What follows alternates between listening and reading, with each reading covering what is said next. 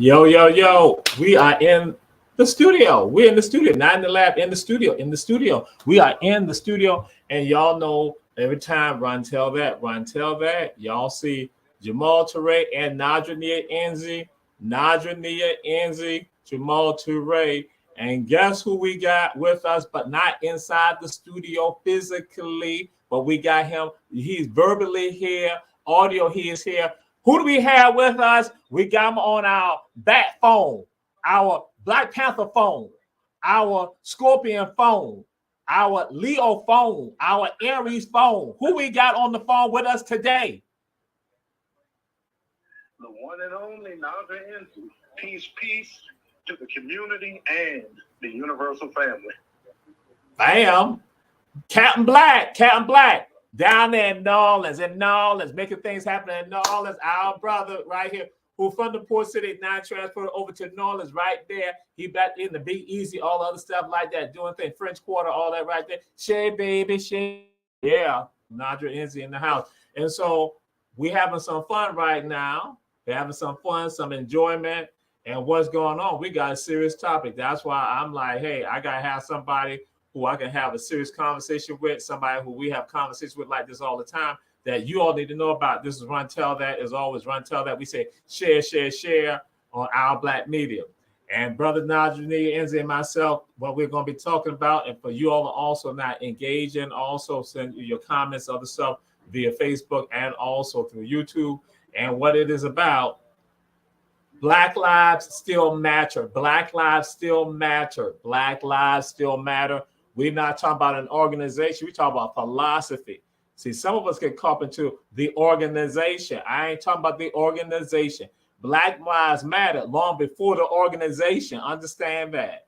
Understand that. Black lives have mattered since the very time Africans were brought here into the Americas. Black lives have mattered and still matter today. And it's getting insane today. So again, we got a 14-year-old who is in Columbia, South Carolina, who is trying to get away from some individuals out of their store and is shot in the back. That person felt that they could just go shoot somebody in the back like it was nothing to it, shooting them in the back after having done something like that before. Then now we have someone, a mother being, and some of y'all say y'all are mother bears, y'all mother bears that y'all gonna take care of y'all cubs. Y'all are lionesses that are gonna take care of your cub. You're gonna make sure you take care of your cubs. So here goes somebody who's being a responsible parent, now taking care of their child, and they are killed. Then we have someone, because again, it's a range of things we're gonna throw out there and have a conversation about, and gonna be even some more we're gonna explore. That now what happens is this, that you then have people that you all see on television, you see on social media, you see out there on the screen, and they then go and get mad with regards to the shootings that are occurring amongst African Americans. And that's saying that the leftist media and the Black community are not saying anything about it. I'm like, fool, there's more to it than that. And you are just as bad. You're part of the god doggone media. You're part of the media. And now, and what you're doing right now is spreading that bad information. So, Brother Nadra, what is your thoughts with regards to Black lives still mattering? Hey, brother, let's be very candid. We're only in Generation X, our generation's lifetimes, emerging out of American apartheid. So to presume that violent racist tendencies are not still alive and well in the social software would be foolhardy. I grieve all these instances, let me say that firstly, but I'm not surprised. Remember, the lynching of Ahmaud Arbery happened not too far from Savannah, Chatham County. And for those of us who grew up fighting against our share of the plantation in the low country of Georgia and South Carolina, what happened to Ahmaud Arbery was not very surprising. The cases that you just listed, particularly the instance of the child allegedly shoplifting, being shot in the back. Remember that case in the 80s, I believe, in Los Angeles, in South Central, when an Asian shop owner shot a girl in the back of the head and killed her, allegedly for shoplifting. a group of people brought to a country as property should not be surprised when some people feel that deadly force should be used against us in disputes over property. So I grieve, but I'm not surprised. We have barely emerged out of the first 10 minutes of American apartheid. So that means that homicidal racism is going to be with us for, sadly, generations to come. And then Brother Nadra Enzi says something. He had said something that was pertinent and relevant with regards to this right here. So absolutely, that again, we look at a time period on the landscape of the human landscape, that again, this is just a smidgen of time for us. And guess what? And it's still going on, happening right now. So taking the words, soaking the words that Brother Nadra Enzi is saying. So again, we're going to look at how do we address this? Because again, I'm going to say something right now too. What I notice that, especially when I'm putting out information, if I put out information that that people can attack black people about that information, it's all good.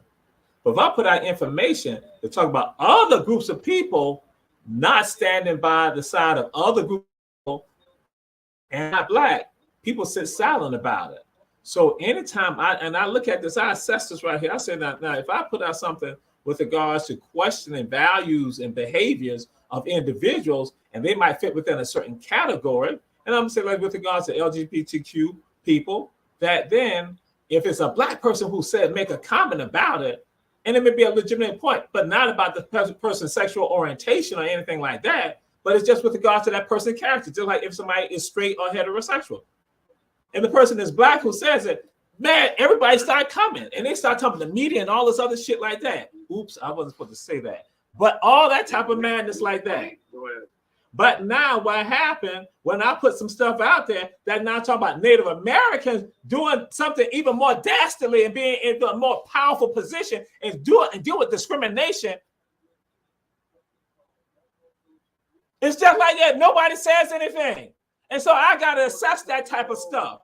I got to assess that type of stuff and say, why is it that when black people, one of the most oppressed groups in this country right here, if not the most oppressed group at all, because we talk about Native Americans, and I understand, and I get into it, I tell people about universal justice, I understand all that, I deal with that, but I'm like saying, here you go, everybody oppressed us. Everybody had a hand in this right here, but now when we going to talk about these other people, nobody says nothing about it. And I'm trying to say, when I go and say, why don't y'all have that same energy when I go and put something out there showing that here go 3 black boys going at another black boy causing harm to them, but nobody said that y'all have that same energy. So hell, black lives don't matter to y'all. It don't matter. So Nadra Enzi, I'm gonna let you go ahead and roll on, brother. But that's the point, brother. The Negro mentality has a white supremacist hierarchy. And in that hierarchy, you're not supposed to question whatever groups white people have created or whatever groups white people have placed ahead of us. And that programming runs very deeply. As long as you talk about black violence, and I tell people, it's interesting that we can talk about black violence, and I'm a safety creator, I'm a security consultant, I'm a safety advocate. But it's interesting how we can talk about black violence and black crime, and some are very comfortable with those terms. But if we talk about white violence or white nationalist violence or white supremacist violence, suddenly you will get this plurality of voices saying, oh, well, that's just made up. Oh, you're just being racist. Oh, you're just deflecting. The battle for preserving and making Black Lives Matter is not an either or proposition. It doesn't matter who the aggressor is. It only matters that he or she is intent on harming or degrading Black lives, whether it's a Negro carjacker or whether it's a white police officer, or even more sadly, a Black police officer with a white mentality. Or an Asian police officer, or a Latino, and that is a native Latino, or a Blanco Latino, a Euro Latino. Standing around George Floyd when he was murdered. That's right. You saw it. Officers, you had Asian officers there, and also you had white officers. Yeah. We have got to stop putting other people on a pedestal between our brain, between our ears. And that hierarchy that comes from being colonized says that everybody else has value and cannot be questioned except me. I can be questioned, and the same Negro, Jamal, who will argue with you, if you could take an Instacam and see this person at his white job, this is the most meek, mild, and humble person, because he or she prioritizes other people above those who look like him, which is why we can cut, fight, and shoot each other, and the smallest white man can come in our communities and gentrify them and not have to worry about a hair being harmed on the top of his head. They can walk their dogs, they can jog, and y'all won't bother them. And that's why, and see now, and understand, you listen to what Nadra's saying, myself, guess what? We don't absolve none of us when we cause harm to one of us. We don't, and so guess what? If we don't absolve and just like let black people go and do it to us, you better know that when it comes to non-African people, we ain't gonna sit by and we gonna question it. And then also, it don't matter what your orientation is. It don't matter what your income level is. It don't matter what your spirituality, your religion is. It don't matter about none of that. It don't matter where you stay. It don't matter about your geographical region. Guess what? We're going to talk about it. We're going to address you about it. It's not that Jamal don't like people from the West Coast or from the North or from the Midwest or from the Southwest. That ain't what it is. If you're oppressing my people, I have a right to speak out against it. I have a right, and it doesn't matter where they are in the world. I have a right to speak out against the injustice against black people around the entire world. Because guess what? As an African, as a human being, I need to start at home first. I start at home first, and then I go to all other people. Because guess what? If I love me first, I can love other people. That's what humanity is. You don't love somebody else more than you love your own. And let me deconstruct another favorite narrative of mine, that the black community doesn't speak out when perpetrators are black. In a white media landscape, I can't tell you the number of candlelight vigils or marches or brothers literally patrolling communities that are not covered because white editors and white producers do not like black autonomy. They get very uncomfortable when they see black people trying to solve problems in our community. We do not control corporate media.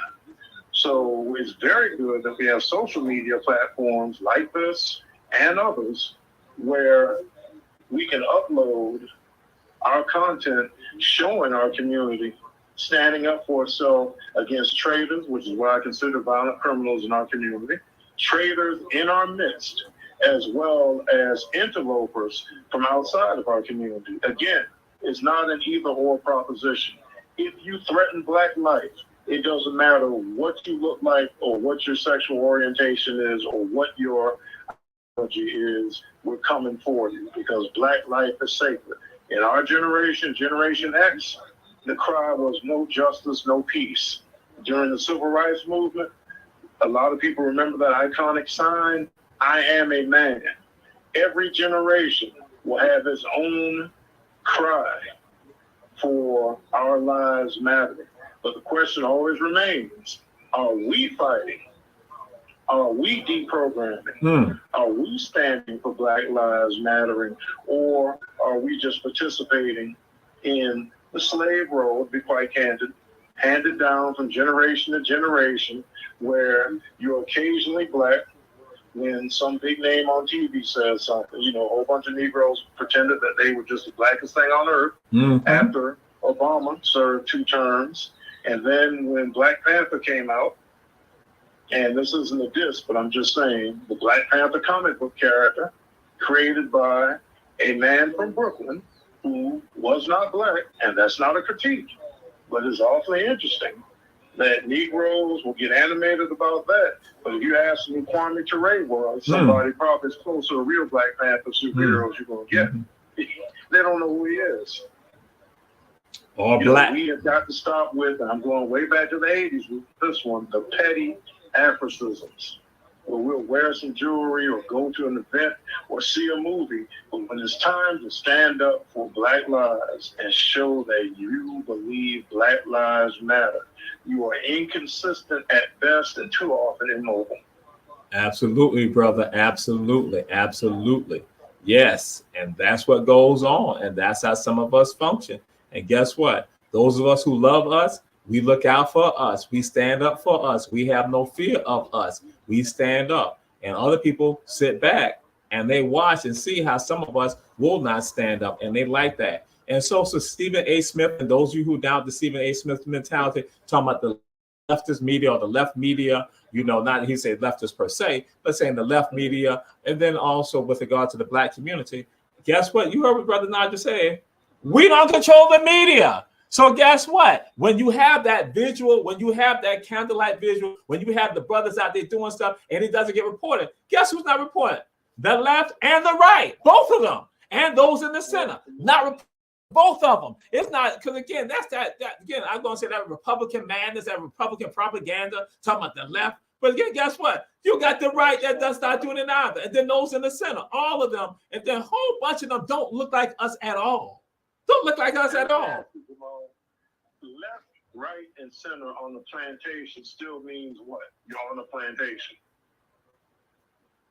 You heard Brother Nadra. Identify with ideologies that we do not control and do not honor us. And as a result, we arrive at conclusions that are totally toxic to our needs as a people. And it's awfully interesting that, yes, I feel that white liberals have colonized the Black community and we need to separate ourselves from them. But in saying that, I'm not drawing a false dichotomy where I'm going to place Kluxels, which is my nickname for white conservatives, on some pedestal and say that, well, no, we need to emulate the likes of Newt Gingrich, Vivek Ramaswamy, or Trump. We've got to get out of these false dichotomies. I am not left. I am not right. I'm Black. That is the center of my frame of reference and all my advocacy. My agency, my autonomy, my humanity. And then some people get afraid when you say something like that, like, oh, that means you hate somebody. I don't mean you hate anybody. You sort of start with loving yourself first. Again, you can't love anybody else if you don't love yourself, not unless you are a pet. If you are, even at times, a pet will still try to look out for itself. But if you are a pet, for other people, then yeah, okay, you're gonna love them more, you're gonna lick them more, but then your own not taken care of. That is insane. That is not human. Humans want to look out for themselves and enjoy themselves. Self-denial in Black people is something that we have to address one way or the other. If you don't buy post-traumatic slavery disorder, okay, fine. You need to listen to Shahrazad Ali. You need to look at Francis Cress Welsing. You might need to read some Amos Wilson. Or more contemporarily, listen to Dr. Umar. He makes a lot of great diagnoses on Black self-hatred. And the sad part about Black self-hatred is white people will pay you and give you platforms to either promote self-hating dialogue or to be a genuinely self-hating person. And I know that Stephen A. Smith makes statements that infuriate people from time to time, but the point is, he is there along with other Black faces because they make statements that are pleasing to different segments of the plantation. Just like you got Jason Whitlock on the right. Yep. And Larry Elder on the right. Again, right side of the plantation.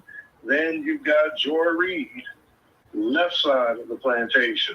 But we're still on the plantation. We can't escape that reality. That ideologies we do not control should not be made the center of our. If you want to be a Democrat, okay, fine. If you want to be a Republican, okay, fine. But you need to be conscious and you need to filter your activities through the lens of our experience and our needs and not the experience and needs of an outside ideology, nor a political party that we don't control. So Black now, men have been rendered almost invisible in the Democratic Party. Black men in the Republican Party only get a platform if they sound like middle-aged white men. Neither one of these models is healthy nor helpful. Brother Nadra, the first one you had said before you started talking about the Republican Party, what was the one? Because I was saying something, and I want to make sure that the audience got what you had said. You said who has not gotten any push within the Democratic Party? I said that black men have been rendered all but invisible in the Democratic Party. There is a concerted effort to mute black male voices in the Democratic Party, and in the Republican Party, the only black see are black men who sound like middle-aged white men from a country club somewhere, trying to promote a worldview more along the lines of the Andy Griffith Show and Mayberry than Good Times and the South Side of Chicago. So Brother Nadra, why you saying stuff like that? Why you gotta be like that? You know? Well, because Jamal, if we're going to be what God intended us to be, then we got to stop worshiping other people, other ideologies, other parties, and even other interpretations of the divine. Because if we don't do so, then every generation will be having conversations like we're having now, because there will not be enough intellectual and spiritual independence to demand things from outside entities with whom we might be allied. We don't make demands of the Democratic Party. We surely don't make demands of the Republican Party, because it's more like a clan meeting, and a lot of us really aren't that interested in being surrounded by openly racist people, so we hang out with the covertly racist people on the left. But the point is, it's still racist. We're still dealing with racist institutions that marginalize and demean us, that give us symbolism or demonize us. You know, the federal holiday for Juneteenth, wonderful. But guess what? Conscious black people, and even some black folks who aren't conscious, have been observing Juneteenth independently since its inception.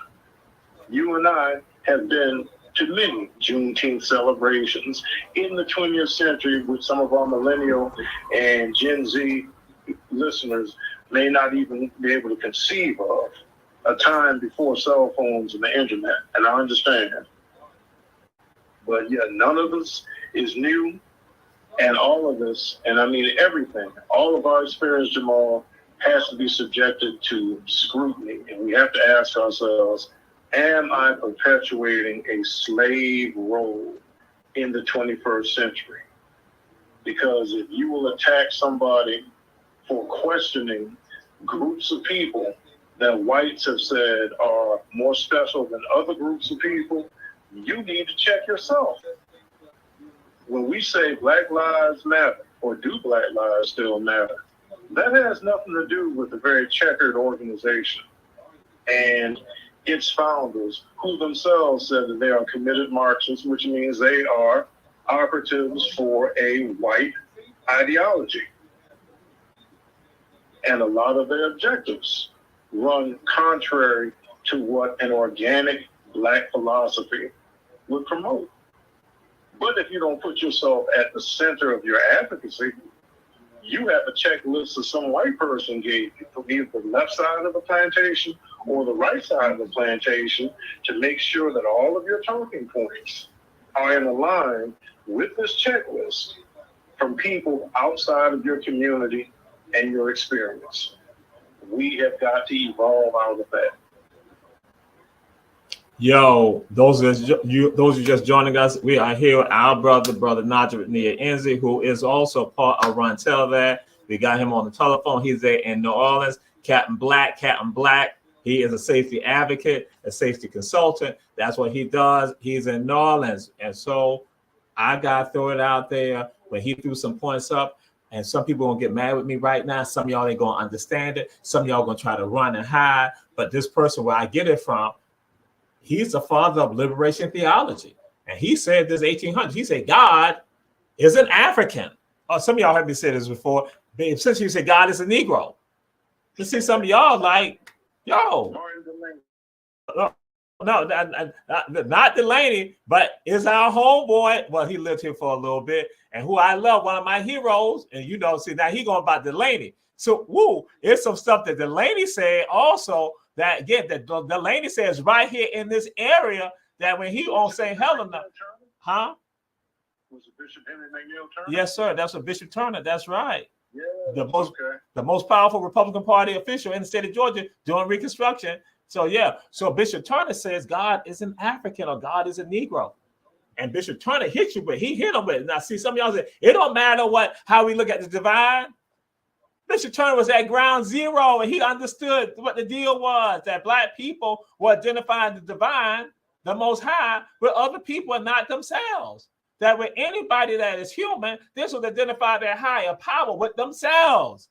So it ain't nothing wrong with that. If you think their higher power is a feminine form of who you are, yo, that is good. If you think the higher power is a male form, that is good. But again, you still identify with what looks like you. That's for anybody. So that's why Caucasian, Latino, Asian, Native, guess what? I'm cool with you about that because that's what you should be doing. Black folks have an issue with the God set, and that's again based on the knowledge thrown out there, how we have been trained, how we've been mistrained by other people. And so we fight one another about that. We fight and we advocate on behalf of these systems that are not helping us. But back to Turner when he goes and says that, because he's at ground zero.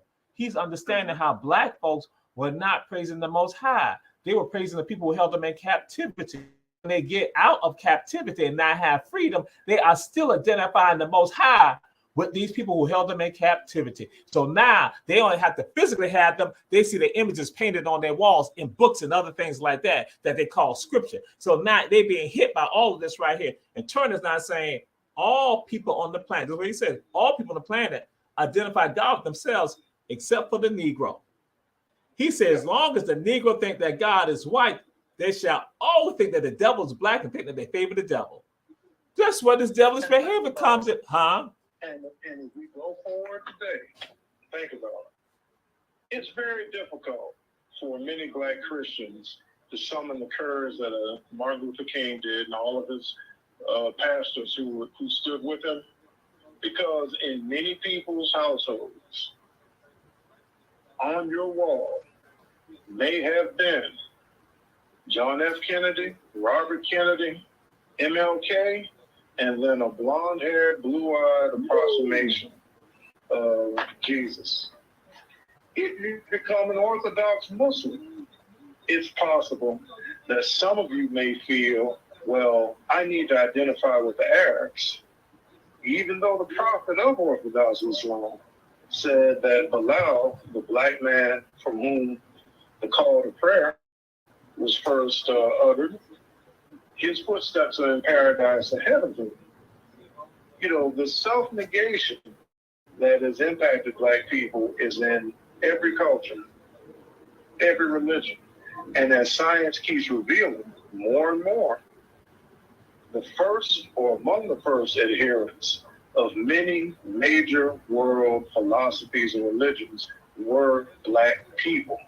And if that type of understanding was at the center of our interactions with other populations, then you would not have had the slavery and the ongoing discrimination that you have even unto this day. Accept your own and be yourself is what Honorable Elijah Muhammad said. The black man is the original man, the Honorable Elijah Muhammad told us. People laughed, but the joke was on them when white scholars had to confirm that, yeah, he was right. We have to place ourselves at the center of our experience and stop thinking that being a flunky for other ethnicities brings you closer to God, because it doesn't. And we said to y'all, share. Checking out the show, Brother Nadra Enzi. And guess what? When Honorable Elijah Muhammad is saying this, you got Louis Leakey right there in the Olduvai Gorge, right there in East Africa, basically showing you Lucy. So right there is hitting you right there. The information is being put right there, but some of y'all want to reject it. Y'all hate it. Y'all say it was hate. You know, no, it's not. It's about love. is loving oneself. And so anybody that go articulate that those lies like that, you need to crucify them. You need to cut them off. You need to punish them for putting out the lies. Because guess what? We said again, truth has arrived. Falsehood must perish. Falsehood by its very nature is bound to perish. That's your job, to make sure that falsehood will perish, not to maintain the lies. But oh no, you maintain the lies. Why? To continue the system of oppression. And you buy into it. You again the machine of hatred. So now we got Bishop Turner out the way. Bishop Turner got out the way because now I said he is called the father of liberation theology. It's not James Cone and other people some of y'all talk about right now. It is Turner. Turner is a powerful figure. Turner resonates in the AME church and then expands outside the AME church. That Turner is so powerful with the gospel that even Victoria, the Queen of England, gave him a bell to say, thank you for the work that you're doing in my colonies.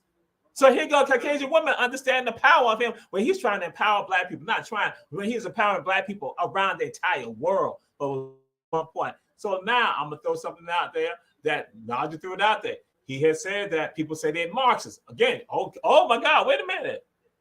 It seemed like they were like talking that liberal type stuff now, you know, but now they're going to talk about Marxism. So what type of people are they? What type of people is Jamal and Nadra? That now we talk about the Marxist people. Guess what? Y'all talking about Marx. Guess what? His brother Nadra has said, and many other brothers going to say, why can't you be an Nkrumah?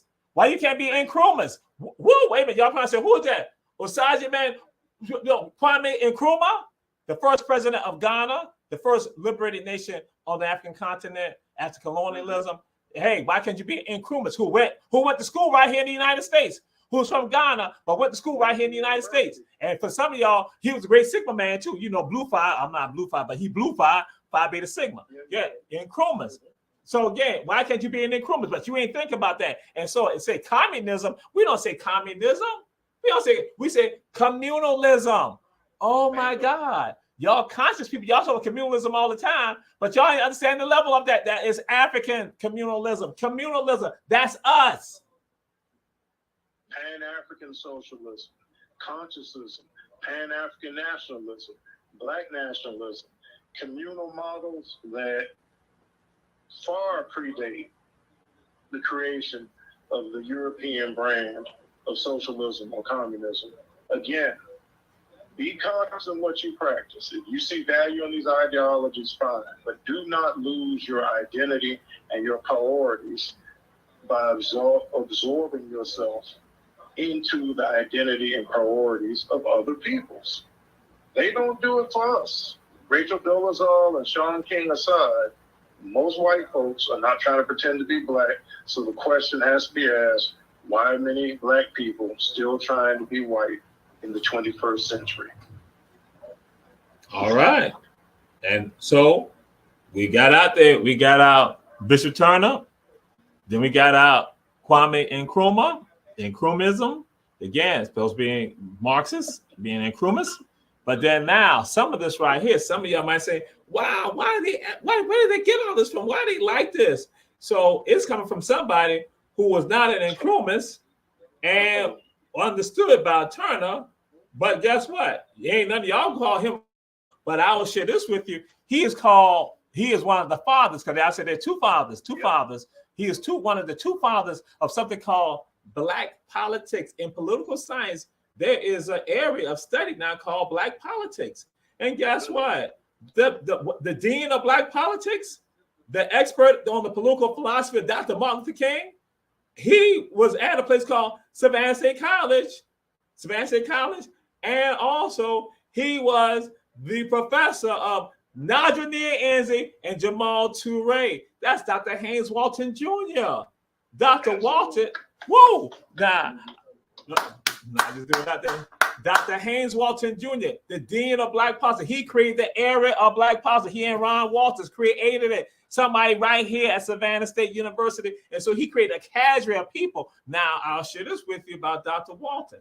And here go, I said that you have people who are Waltonians, and some call themselves a Waltonite. You know, because I had an elected official, he said, I'm a Waltonian. And then I thought they said, Waltonites, you know, we are Waltonites. And like the brother was like, yo, I'm a Waltonian. Because this is what Dr. Walton said, this learned man in political science. He said that for us, he said that any policy that is created or being promulgated, that's being put out there, he says you must look at it with a black lens first. See how does it impact black people, and how it impact black people will also impact other oppressed people in the society. That you must look at that. You must assess it right there and see how it impacts. And if it doesn't impact or cause harm on black people, then that is a policy or law that you can go along with. But if it impacts black people, then you must stand up against that. That's what Walton said. Walton taught a cadre of students that. Now, that's not to mean that all the students lived up to it and follow that. But guess what? He got a whole bunch of them out there who follow that, who are able to assess it, because he's like, it ain't nothing wrong. You are supposed to look at this and see how does this law impact black people? And so you heard what I said, right? And so that law also not only impact black people, but other oppressed people. If you're Caucasian, Latino, Asian, guess what? Native American, you all get impacted. But you also get used along the way, thinking that is okay for y'all, as long as we held back. So again, what's your thoughts with regards to that, Brother Nadra?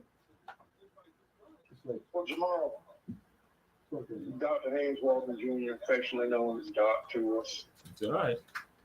is in the tradition of many true community intellectuals. His impact transcended ideology and partisanship. He gave tools and perspective that you could apply to our experience, regardless of what your ideology was or wasn't. And it's always instructive to bring up Doc's name and his body of work, because while he was not a Pan-Africanist, while he was not a Black nationalist or a communalist, he was a master of the discipline of Black politics, which is in turn instrumental in trying to craft intelligent political participation. You know, we have political participation, but we can question whether or not it's intelligent. Well, the work of Dr. Walton gives you tools to intelligently engage this political system. And his name should be as well known as the West, to be quite candid. And maybe one day it will be. That's probably part of our job, to help get his name out there. But this is what the power of truly committed communities and institutions can do. They provide bodies of knowledge, a sense of urgency, and tools that you can use regardless of what your religion is, regardless of what your ideology is, to free yourself and in turn free as many members of our community as possible. And you heard what Nadra has shared, that again, Walton is not Pan-African. Walton just wanted to make sure that you had clear-cut policies that will benefit everyone. And he called stuff out. He laid it to us on the line. He put it on the line. He didn't mince his words. He put it out there. And so with that, that's where we are. And that's why I said we can critique, we can talk about, we can discuss when Black folks are causing harm to other Black folks. But in particular, we are able to talk about not just Black folks causing harm to other Black folks, but when non-Black folks cause harm to other Black folks. We have a right to do that. We have a commitment to do that. We have an obligation to do that. So do Black lives matter? Yes, they still matter. And again, it's not about an organization. It is about the philosophy of respecting our humanity. And I'm going to tell us our Africanity. And so again, that's what we got going on. We say to y'all, share, share, share. We got Brother Nadra Enzi, a part of Run Tell That. He's on the phone. He's down there in New Orleans. He's in New Orleans, right there doing the thing down there. And so, Brother Nadra Enzi, how must we deal with helping our people to heal? Because that's, again, when we look at, because again, we can talk about issues, but y'all know how we function. We also need to talk about solutions. What are the things that people need to do? What are some of your solutions with regards to us? Definitely engaging platforms like this where you can get, again, tools and a body of knowledge that you can take and incorporate in your own life. Seeking out organizations that are actively engaged in this work. And somebody else I was going to mention, Chairman Omali Yeshitela. Okay. Of the Uhuru movement. Okay. You know, okay. Groups like that, where you're seeing organized Pan-African or Black Centered, however you want to call it, effort, peacekeepers, started by Captain Dennis Muhammad of the Nation of Islam, but open to all Black men and women, regardless of faith or affiliation. You know, look for organizations, look for institutions where they're putting the Black experience at the center of everything they do. Black United Fund is another group, or Black United Front too, another group. Put yourself at the center of your experience and seek out those individuals and those organizations that do the same. And much as I have beaten up on people rhetorically, we have to be patient with each other, but we also have to be firm. And when you're dealing with just extreme self-hatred and that peculiar arrogance that some self-hating Black people have, past a certain point, you need to leave that person, those people, and start focusing on building more like-minded people.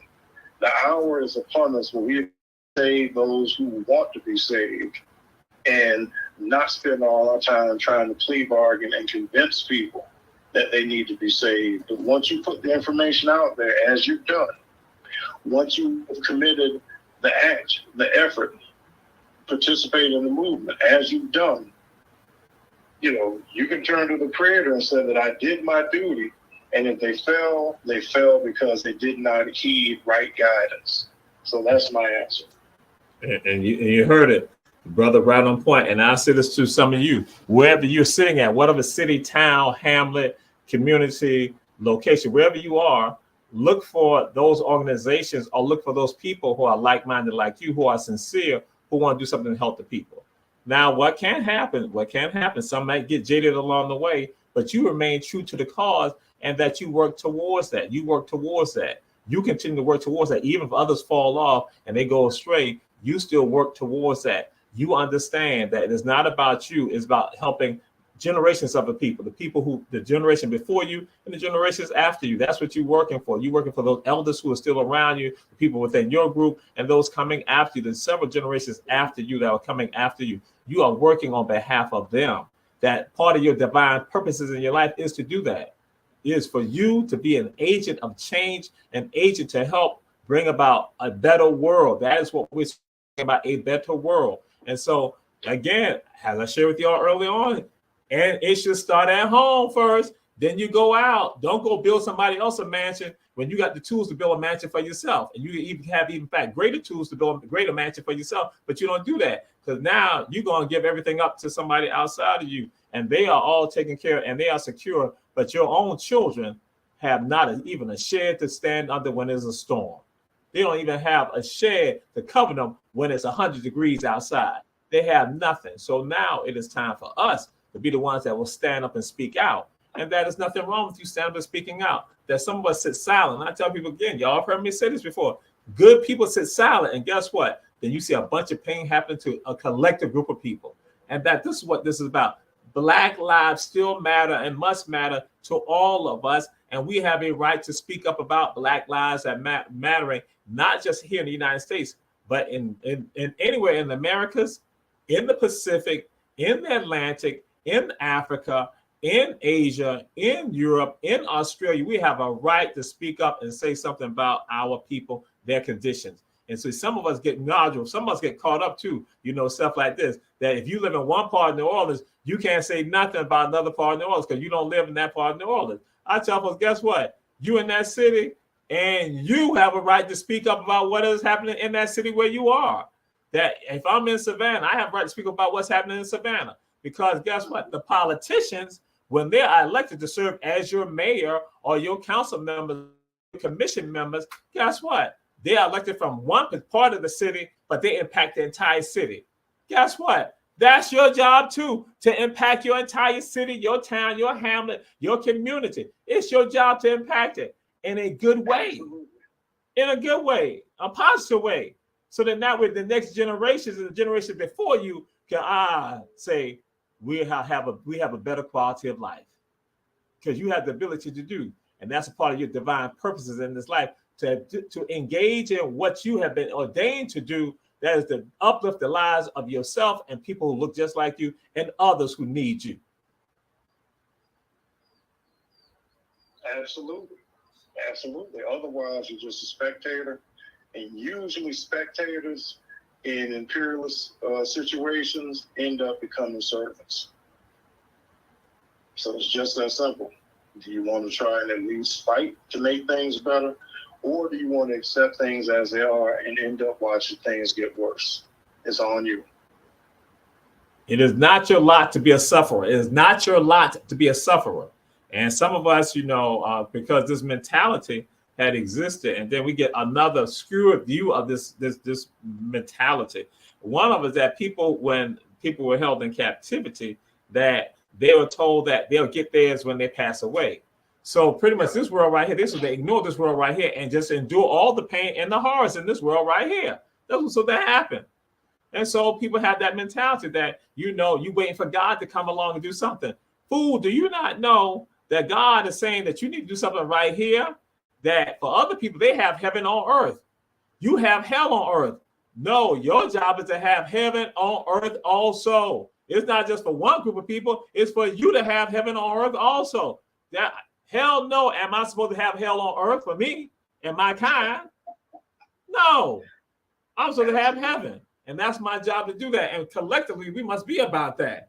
And then we do that collectively. When I say for all people, especially people who are oppressed, people have been torn asunder, that's our job to ensure that, because that's a part of my divine purposes in my life. Because again, I don't just have one purpose in my life. I have divine purposes in my life. There are lives that I'm supposed to be touching, and some lives that I'll never know that I touched, but it's been based on my action or some deed that I engaged in. That's what we sort of be about. But some of us, again, like I say, we live in fear. We live in absolute fear. We live in fear of man and woman, and we don't love God. I tell folks I love God, so that's why I don't have fear of man or woman. And we got to go forward with regards to this right here. We have to be a part of this right here to bring about the change. And that's why I say to me that when I see, let me go back in time and tell y'all something else. That when I see African people, no matter who and where they're from, I know something about each one of you, even if it's the first time I ever saw you. That just like somebody might come from Baltimore, I see them from BMO. Guess what? I know something about them. And I know something about them that means that I have to be connected to them.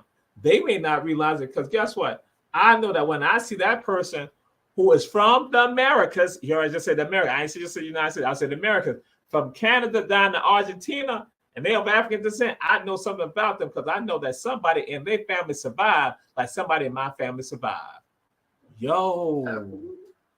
I know that about each and every person of African descent.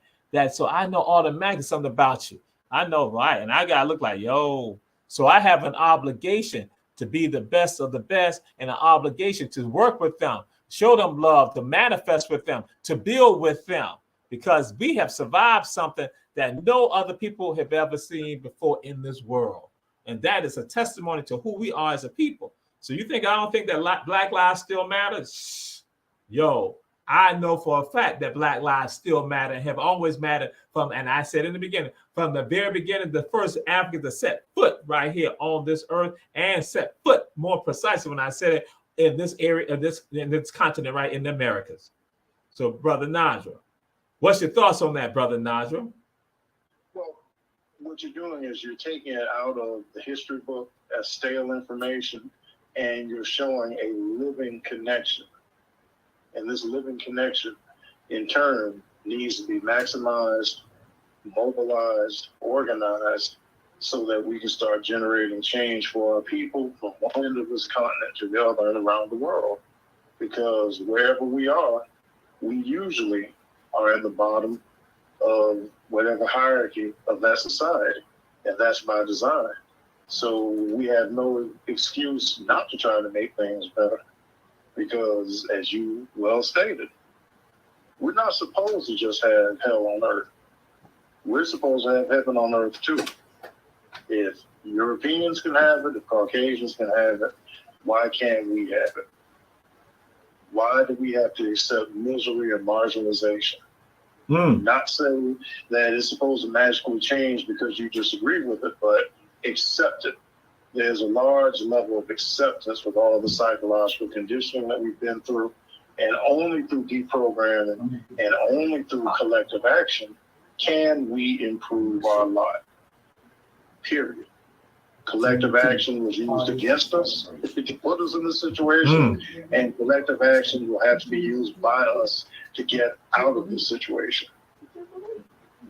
And we have the tools to basically bring it back, make it happen just like that. But when they got in you, and when they got you mistrained, and miseducated, you don't even realize you're using the tools. This very platform right here, having social media, having all this right here, that is one of the vehicles for us to have liberation, for us to transmit information. That's why we do what we do. And again, that's what we say to y'all, share, so others can get this information. And like I say, that with regards to that, to show you how some of us function, because again, collectively, people came against us, and collectively we can come and we can combat it collectively by putting it out there and showing the love and not having the envy and the jealousy. Because, like for example, we have people who come from the Chesapeake Bay area, Virginia. We have people coming from Maryland, and they tend to think that they got the best crab cakes and stuff like that. They think they got the best seafood when it comes to crabs and stuff like that. Or you got people in New Orleans who think they got the best gumbo and stuff like that. When we know for a fact the best gumbo and the best crabs is right here in Carolina and Georgia. We know that. But then I just go and say, guess what? It's because they have been mistrained and miseducated with regards to this. Now, there is the need for a rousing debate, as you can imagine. Who has the best crab cakes? Who has the best gumbo?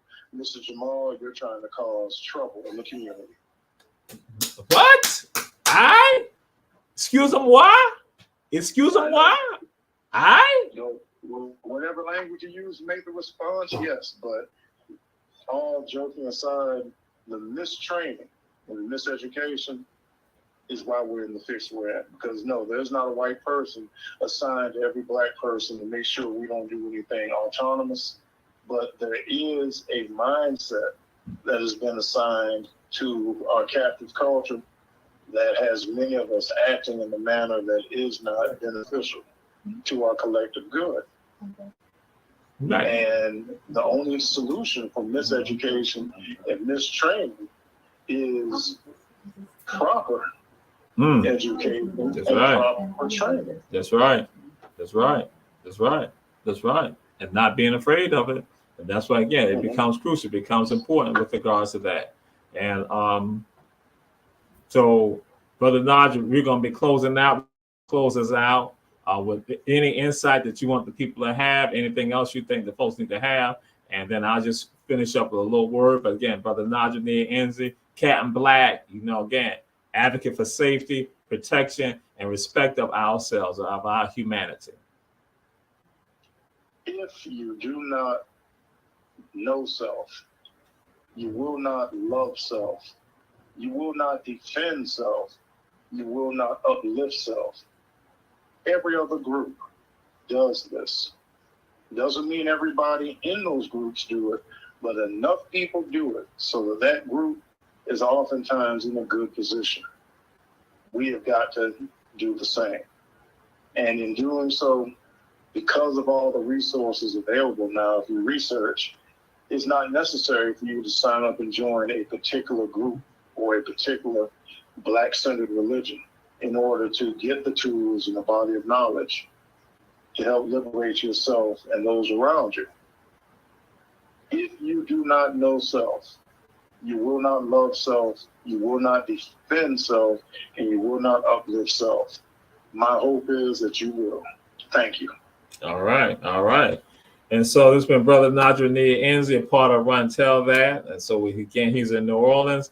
And so I got to close us out. Nadra's not here. And so I'm not going to bother Nadra about this, but y'all know how we do. But then we got to add another little element to this right here, because I put some things out there earlier, not earlier, just a few minutes ago. And so just like something called jollof rice, some chebien. Now, who got the best chebien or jollof rice and stuff like that? Because they had some little competition about it. You got people in Nigeria say they got the best. People in Sierra Leone say they got the best. People in Ghana say they got the best. People from Sierra Leone say they got the best. But then folks in Senegal say it all came from them. And so that was, some people say officially it's the best one in Senegal. And then over here, y'all know y'all call it red rice. Got people in the Mississippi Delta. They didn't have a name for it, but they like, hey, they call it tomato paste and rice. That's what they did. Some of y'all might call it Spanish rice, something like that. But then other people call it red rice here. And who got the best red rice?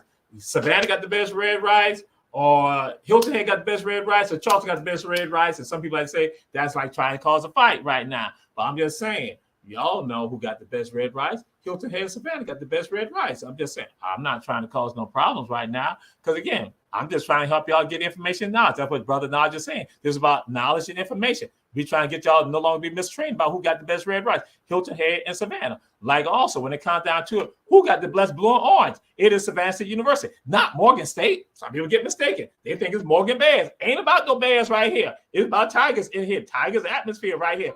Then you have some who get misguided also that they want to put up like banners and other stuff, propaganda. You know what I say? Left-wing media, right-wing media, center media. They all try to talk propaganda about Tompkins Wolverine, or they talk about Beach High Bulldogs. It's none of that. We know where God went to school at. Hershey B. Jenkins High School, HBJ.